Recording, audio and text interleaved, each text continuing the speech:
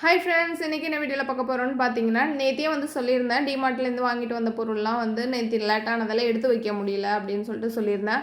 அதை இன்றைக்கி தான் வந்து எடுத்து வச்சுருந்தேன். அங்கே பார்த்தீங்கன்னா, நான் ஒரு 4 போல் ஸ்டிக்கர் இல்லைன்ட்டு வாங்கிட்டு வந்தேன். ஒவ்வொன்றும் ஒவ்வொரு ரேட்டு 12, 13, 15 அது மாதிரி ரேட்டு வந்து இருந்துச்சு. 4 ஸ்டிக்கரும் சேர்த்து 55 ரூபா வந்துச்சு. அப்புறம் வந்து பாக்கி பொருள்லாம் வந்து எடுத்து வைக்க வந்து டிமார்ட் போகிறதுக்கு எனக்கு தெரிஞ்ச கொஞ்சம் டிப்ஸ்லாம் வந்து சொல்லட்டுமா?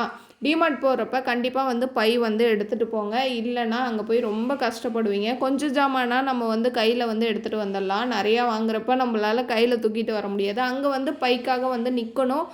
இல்லை சாக்கு சம்திங் இதெல்லாம் வந்து கடையில் கேட்டு பாக்ஸ் இல்லை ஏதாச்சும் வாங்குற மாதிரி தான் இருக்கும். இல்லை காசு கொடுத்து பை வாங்குற மாதிரி தான் இருக்கும். அதெல்லாம் மறக்காமல் கண்டிப்பாக வந்து எடுத்துகிட்டு போயிடுங்க. மேக்ஸிமம் வந்து லிஸ்ட்டு வந்து என்னென்ன இல்லை அப்படின்ட்டு எழுதி எடுத்துகிட்டு போனீங்கன்னா கொஞ்சம் எடுக்கிறதுக்கு வந்து ஈஸியாக இருக்கும். எதையும் வந்து மறந்துட்டு வந்து வரமாட்டோம். இதெல்லாம் வந்து யூஸ் பண்ணி பாருங்கள். தேவையில்லாமல் ஏதாச்சும் புதுசாக ஏதாச்சும் திங்ஸ் வாங்குகிறோன்னா அது தேவையா என்னன்னு யோசிச்சுட்டு வாங்கினீங்கன்னா இன்னுமே உங்களுக்கு யூஸ்ஃபுல்லாக இருக்கும். நம்மளோட பட்ஜெட்டும் கரெக்டாக இருக்கும். கண்டிப்பாக இந்த டிப்ஸ்லாம் உங்களுக்கு யூஸ்ஃபுல்லாக இருக்கும்னு நினைக்கிறேன். இதோட ஃபுல் வீடியோ லிங்க் வந்து நான் டைட்டிலுக்கு மேலே வந்து டேப் பண்ணியிருக்கேன்.